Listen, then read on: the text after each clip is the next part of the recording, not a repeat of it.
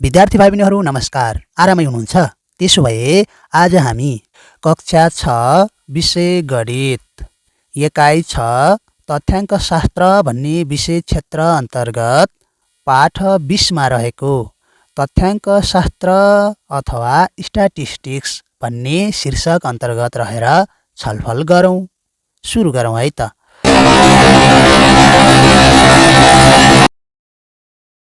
पुनरावलोकन भनेको छ।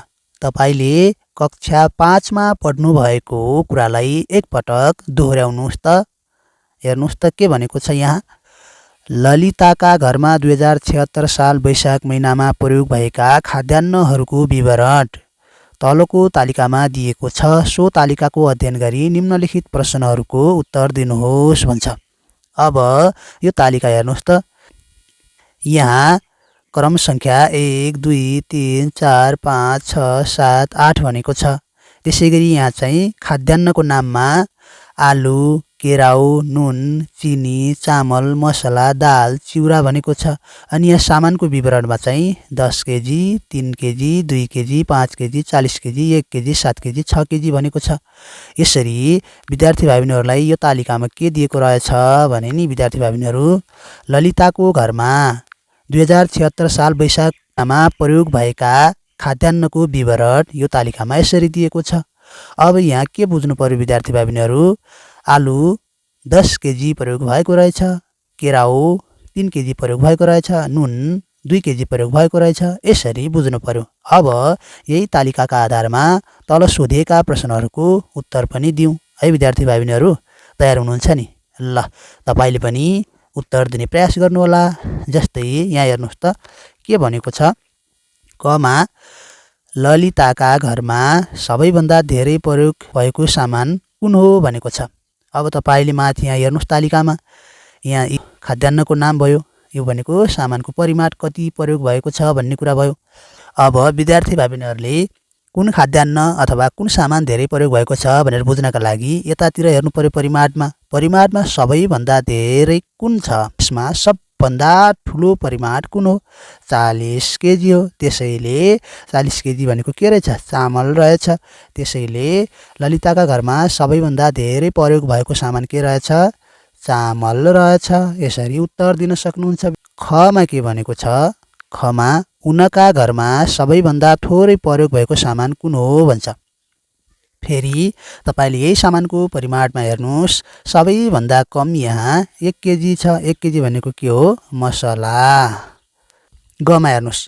ललिताका घरमा 1 महिनामा चिनी कति प्रयोग हुने रहेछ भन्छ। अब यसको लागि खाद्यान्नको विवरणमा हेर्नुहोस् अथवा खाद्यान्नको नाममा हेर्नुहोस्। चिनी भनेको छ। चिनी कति प्रयोग भएको रहेछ?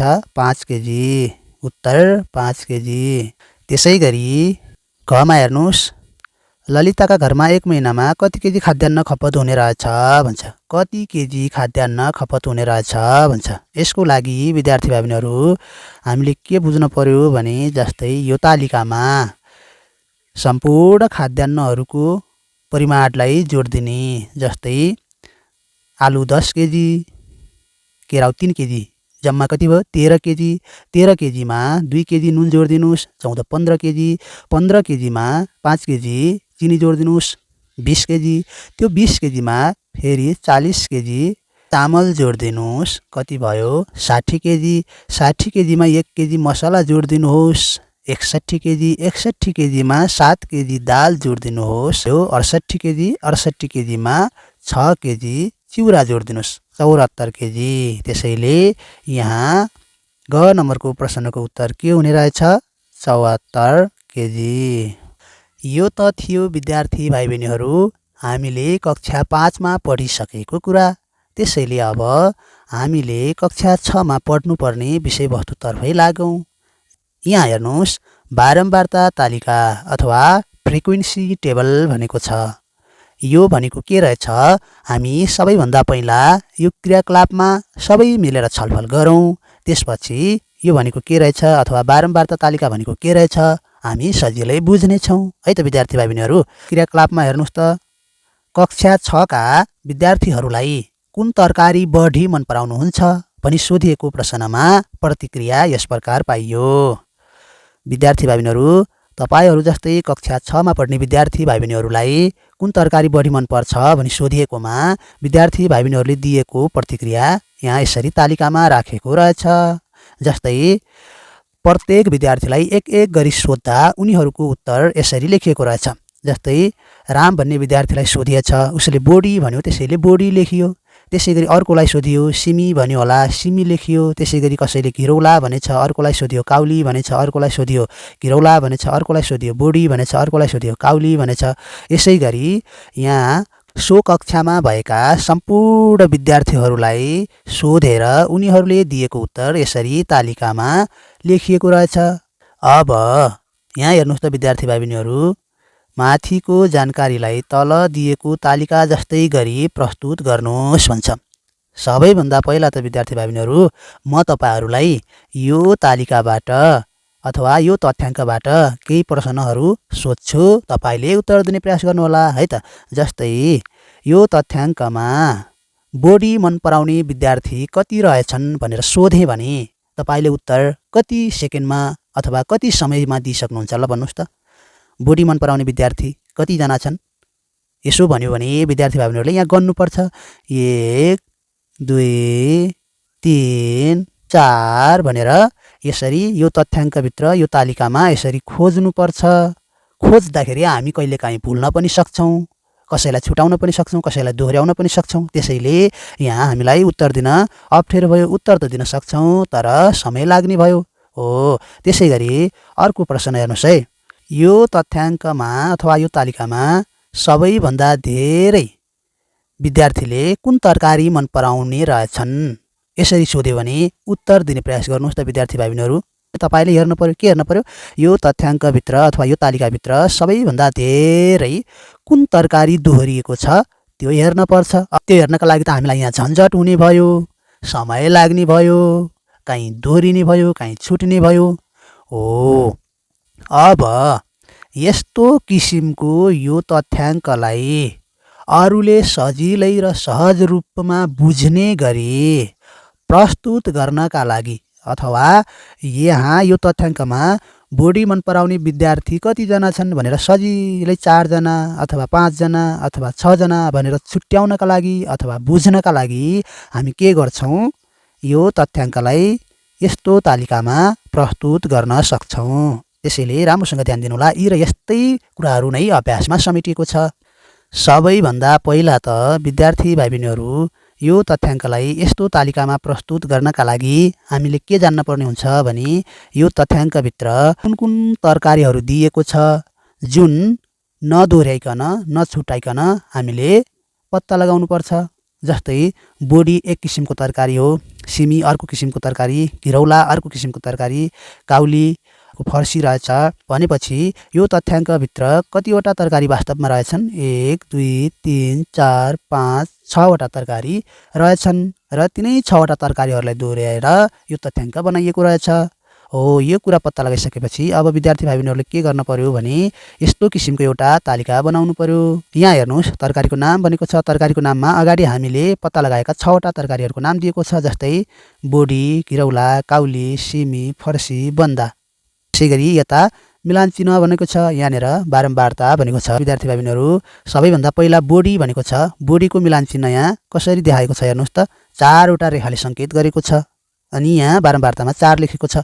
कसरी लेखेको हो यो भने जस्तै यो माथिको यो तथ्याङ्कमा बोडी भन्ने तरकारी यो तालिकाभित्र कति पटक दोहोरिएको छ अथवा बोडी मन पराउने विद्यार्थीको सङ्ख्या यहाँ कति छ भन्छ। जस्तै यहाँ हेर्नुहोस् त 1 2 3 4 यो तथ्याङ्कभित्र 4 जना विद्यार्थीले बोडी मन पराएका रहेछन् अथवा बोडी यो तथ्याङ्कमा 4 पटक दोहोरिएको रहेछ।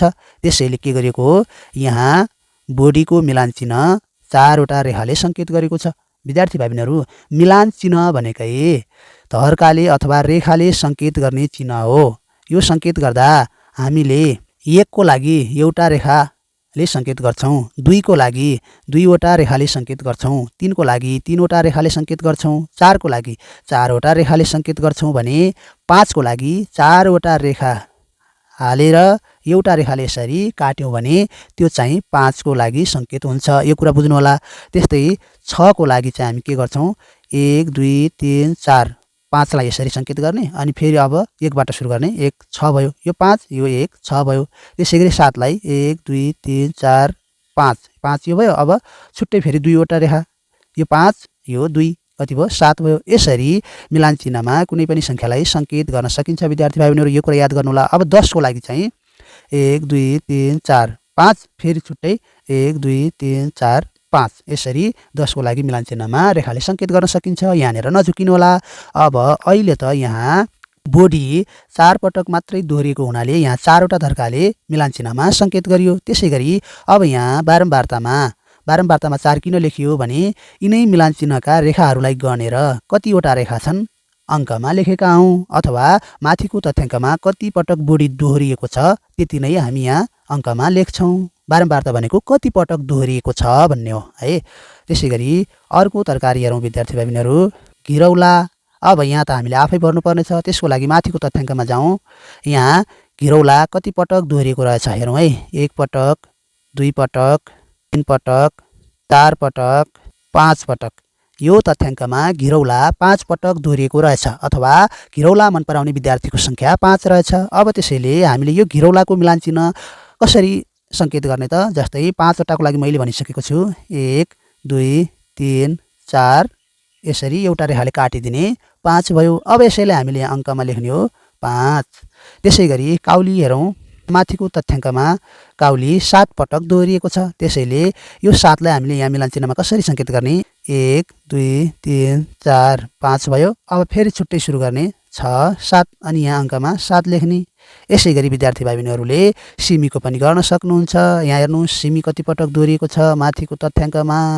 6 पटक दोहोरिएको रहेछ त्यसैले अब तपाईले यहाँ के गर्न सक्नुहुन्छ सिमीको 6 पटक दोहोरिएको हुनाले मिलान चिन्हलाई 1 2 3 4 5 6 यसरी सङ्केत गर्न सक्नुहुन्छ बारम्बारतामा 6 लेख्न सक्नुहुन्छ अनि फर्सीलाई हेरौं कति पटक दोहोरिएको रहेछ फर्सी 5 पटक दोहोरिएको रहेछ फर्सी त्यसैले हामी यहाँ के गर्छौं फर्सीलाई मिलान चिन्हमा कसरी सङ्केत गर्छौं 1 2 3 4 5 अनि यहाँ हामी अङ्कमा 5 लेख्छौं बारम्बारतामा अब अन्तिममा बन्दा कति पटक दोहोरिएको छ भन्यो भने 1 पटक 2 पटक 3 पटक अनि बन्दा चाहिँ 3 पटक दोहोरिएको रहेछ त्यसैले बन्दाको मिलान चिन्ह हामी 1 2 3 यति मात्र लेख्छौं अनि यहाँ यसरी 3 लेख्छौं अब विद्यार्थी भाइ बहिनीहरु जम्मा पनि लेख्न पर्ने हुन्छ नलेखे पनि हुन्छ तर लेख्दा राम्रै हुन्छ जम्मा लेख्नका लागि तपाईले यहाँ भएका बारम्बारताका सम्पूर्ण संख्यालाई जोड दिन सक्नुहुन्छ जम्मा 30 जना विद्यार्थी रहेछन् भनेर यसरी पत्ता लगाउन सक्नुहुन्छ अब हेर्नुस् त विद्यार्थी भाइ बहिनीहरु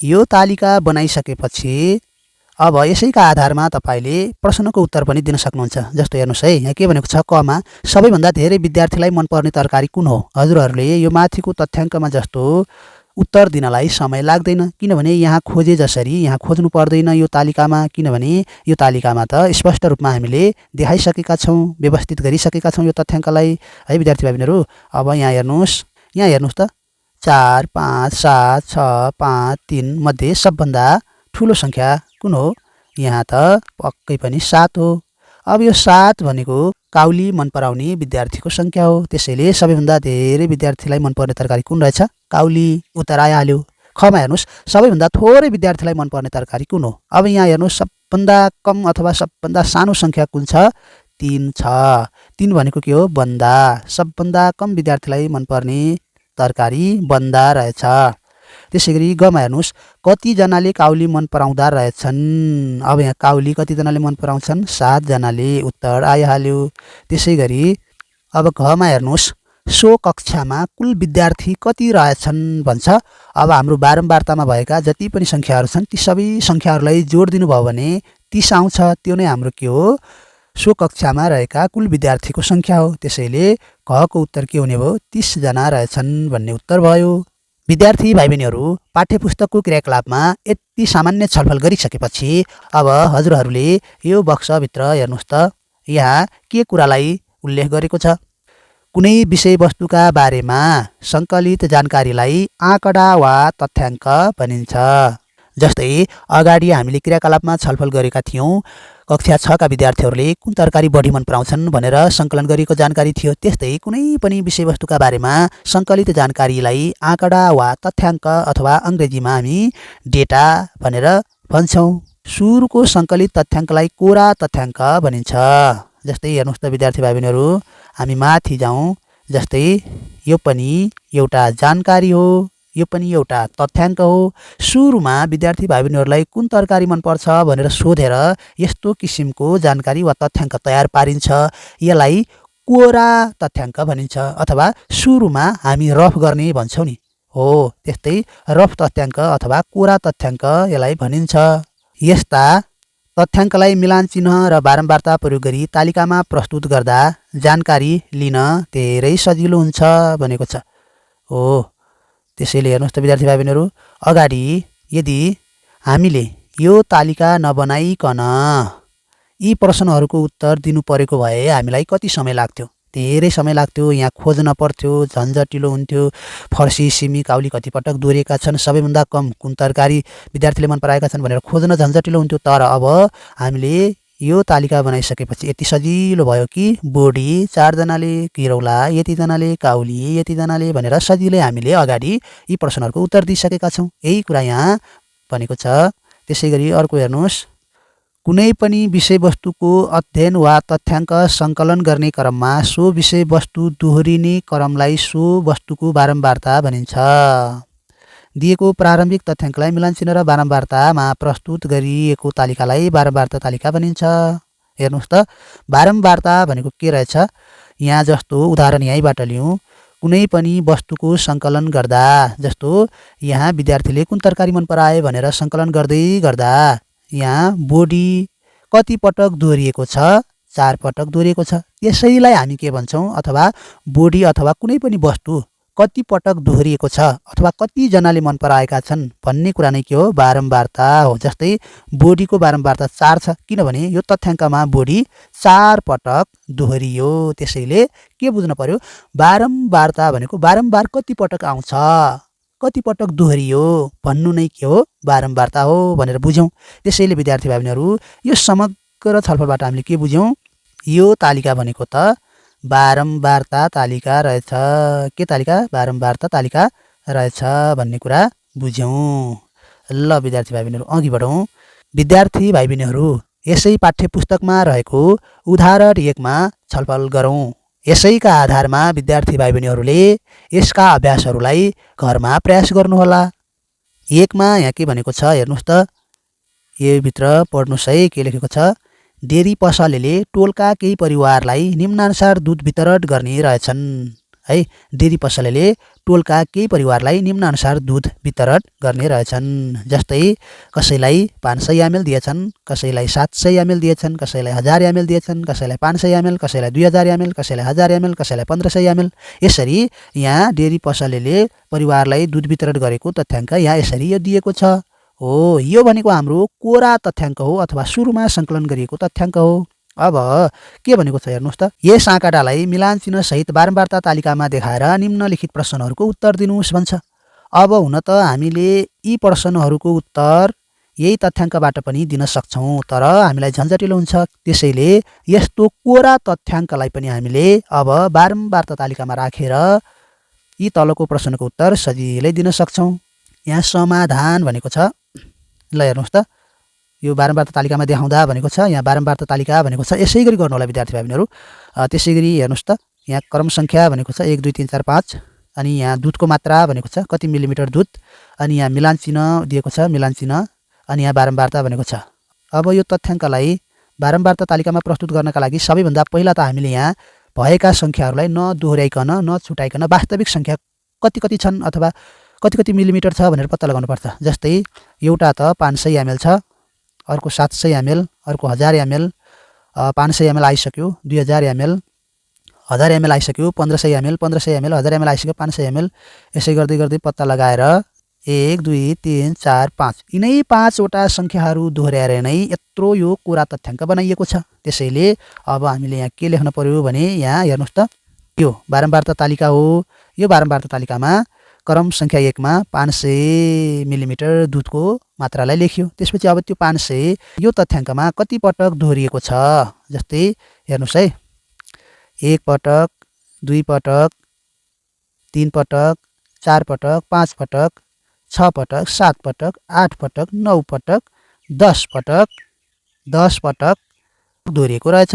यो 500 माथिको तथ्याङ्कमा 10 पटक दोहोरिएको हुनाले त्यसको मिलान चिन्ह यहाँ कसरी सङ्केत गरियो?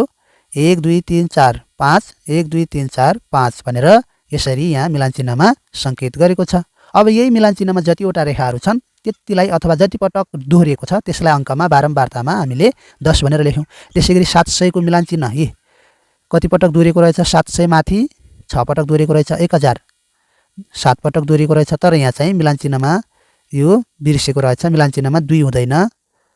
1 2 3 4 5 यसरी अर्को छुट्टै किसिमको 5 को पनि मिलान चिन्हमा सङ्केत गरेको हुनुपर्छ। त्यसै गरी 1500 4 पटक 2000 3 पटक दोहोरिएको रहेछ।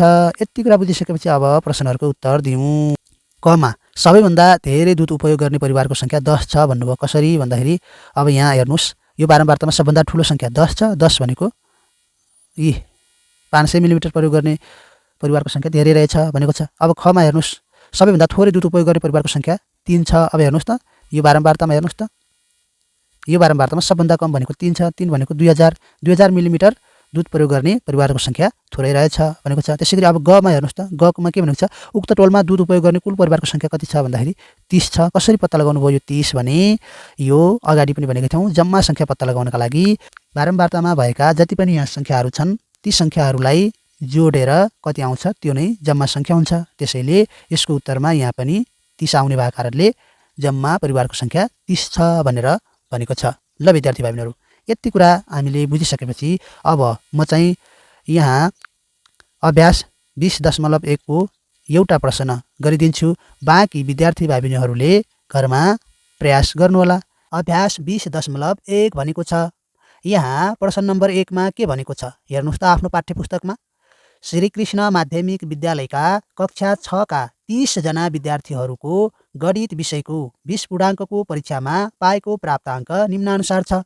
विद्यार्थी भाइ बहिनीहरूले यहाँ देख्नु भएको छ नि यो तथ्याङ्क भनेको तपाईहरू जस्तै श्रीकृष्ण माध्यमिक विद्यालयमा कक्षा 6 मा पढ्ने 30 जना विद्यार्थीहरूले आफ्नो 20 पूर्णाङ्कको गणितको परीक्षामा प्राप्त गरेको अङ्क रहेछ।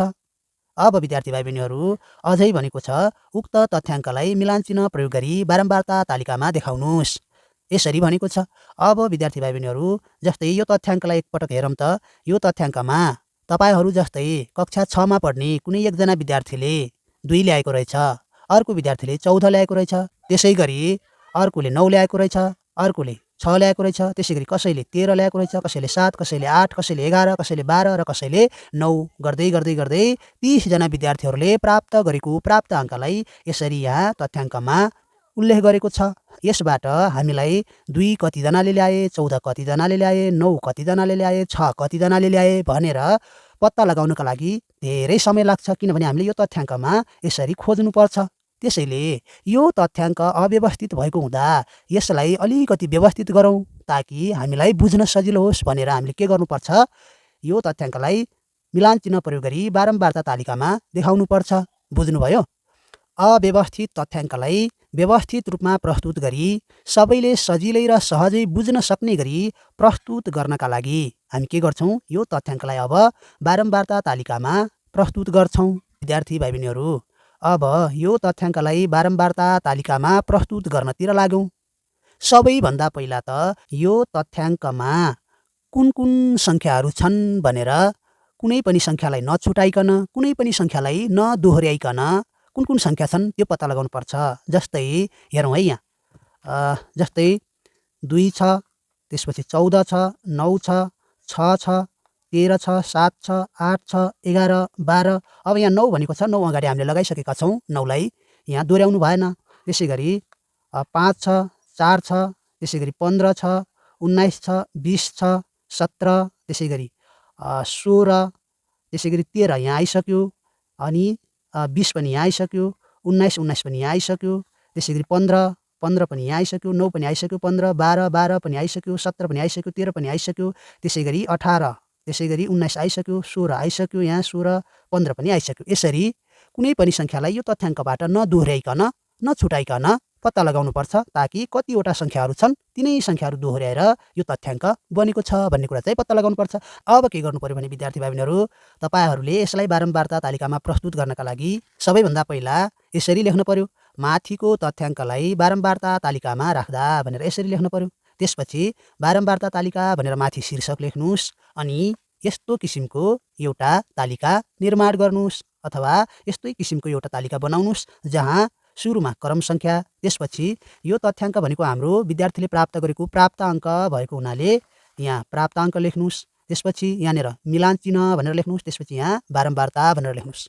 अब यता तलतिर कतिवटा कोठा बनाउने त भन्दा जस्तो यहाँ माथिको तथ्याङ्कमा हाम्रा कतिवटा अङ्कहरू दोहोरिएका छन् भन्दाखेरि 1, 2, 3, 4, 5, 6, 7, 8, 9, 10, 11, 12, 13, 14, 15, 16, 17 17वटा सङ्ख्याहरू नै यहाँ दोहोरिएका छन्। त्यसैले तलतिर पनि अब क्रम सङ्ख्यामा के लेख्न पर्यो? क्रम सङ्ख्या 1, 2, 3, 4, 5, 6, 7, 8, 9, 10, 11, 12 हुँदै 17सम्म यहाँ तलतिरका कोठाहरू बनाउनु पर्यो। अब यति गरिसकेपछि विद्यार्थी भाइ बहिनीहरू अब हामी यो तथ्याङ्कबाट सबैभन्दा सानो प्राप्त अङ्कलाई क्रम सङ्ख्या 1 मा लेख्छौँ। प्राप्त अङ्क सबैभन्दा सानो प्राप्त अङ्क यहाँ कति छ? 2 छ। अथवा सबैभन्दा कम ल्याउने विद्यार्थीले कति ल्याएको रहेछ? 2 ल्याएको रहेछ। त्यसैले यहाँ हामीले 2 लेख्यौँ। त्यसपछि अब यो 2 को मिलान चिन्ह भनेको विद्यार्थी भाइ बहिनीहरू यो तथ्याङ्कमा 2 कति पटक दोहोरिएको छ त्यतिवटा यहाँ हामीले रेखा हाल्नुपर्छ। यहाँ त यो तथ्याङ्कमा 2 भनेको एकै पटक दोहोरिएको छ, हेर्नुहोस् त। त्यसैले 2 एक पटक मात्रै दोहोरिएको हुनाले अथवा 2 ल्याउने विद्यार्थी एउटा मात्रै भएको हुनाले मिलान चिन्हमा हामीले एउटा धर्का हाल्यौँ। अब यहाँ बारम्बारता भनेको छ। यो बारम्बारता भनेको पनि यहाँ मिलान चिन्हमा जतिवटा रेखाहरू छन् त्यति नै यहाँ लेखिदिनु। यहाँ एउटा रेखा छ, 1 लेख्ने, बुझ्नुभयो होला। 2 पछि 4 4 पनि यो तथ्याङ्कमा हेर्नुहोस् कति पटक दोहोरिएको छ? यहाँ 4 पनि एउटा मात्रै छ। त्यसैले के गर्ने? 4 को मिलान चिन्ह पनि एउटा मात्रै भएको हुनाले 1 लेख्ने। त्यसै गरी बारम्बारता पनि के हुने भयो? 1 नै हुने भयो। त्यसै गरी 4 पछि आउने सङ्ख्या यहाँ 5 छ। अब हामी क्रम सङ्ख्या 3 मा प्राप्त अङ्क 5 लेख्छौँ। अब यो 5 कति पटक दोहोरिएको छ? यहाँ हेर्नुहोस् त। यो 5 पनि यहाँ एक पटक मात्रै दोहोरिएको छ। त्यसैले प्राप्त अङ्क 5 को मिलान चिन्ह पनि एउटा रेखा हालेर हामीले यसरी सङ्केत गऱ्यौँ र बारम्बारता पनि 1। त्यसै गरी अब 6 हेर्नुहोस्, प्राप्त अङ्क 6 कति पटक दोहोरिएको छ? यहाँ प्राप्त अङ्क 6 भन्दा यहाँ पनि प्राप्त अङ्क 6 एउटा मात्रै रहेछ। त्यसैले प्राप्त अङ्क 6 को मिलान चिन्ह एउटा रेखा, बारम्बारता पनि 1। त्यसै गरी 6 पछि आउने सङ्ख्या भनेको 7, प्राप्त अङ्क 7। यहाँ 7 हेर्नुहोस् त कति पटक दोहोरिएको छ? 7 पनि एक पटक मात्रै दोहोरिएको छ। अर्थात् 7 अङ्क प्राप्त गर्ने विद्यार्थीको सङ्ख्या पनि 1 रहेछ। एउटा मिलान चिन्ह एउटा रेखा, एउटा 1 बारम्बारता। त्यसै गरी अब 7 पछि आउने 8। अब यहाँ हेर्नुहोस् यो तथ्याङ्कमा 8 कतिजनाले ल्याएका रहेछन् अथवा 8 कति पटक दोहोरिएको रहेछ हेर्नुहोस्। यहाँ पनि 8 पनि प्राप्त अङ्क 8 पनि एक पटक मात्रै दोहोरिएको छ। त्यसैले मिलान चिन्ह 1, यहाँ पनि बारम्बारता पनि 1।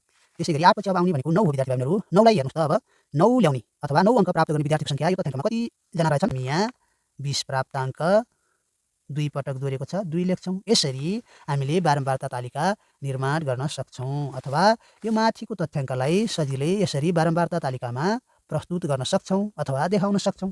अब यहाँ हेर्नुहोस् विद्यार्थी भाइ बहिनीहरू, अब यसबाट हामीलाई सजिलै के थाहा हुन्छ भने 2 प्राप्त गर्ने एकजना, अब माथिको जस्तो अगाडिको जस्तो खोज्नु परेन तथ्याङ्कमा। 4 प्राप्त गर्ने एकजना, 5 प्राप्त गर्ने एकजना, 6 प्राप्त गर्ने एकजना, 7 प्राप्त गर्ने एकजना, 8 प्राप्त गर्ने एकजना, 9 प्राप्त गर्ने 3 जना। यसरी सजिलै यो माथिको तथ्याङ्कबाट भन्दा पनि हामी यो तथ्याङ्कबाट सजिलै कसैले कति अङ्क प्राप्त गर्यो भनेर पत्ता लगाउन सक्छौँ है विद्यार्थी भाइ बहिनीहरू।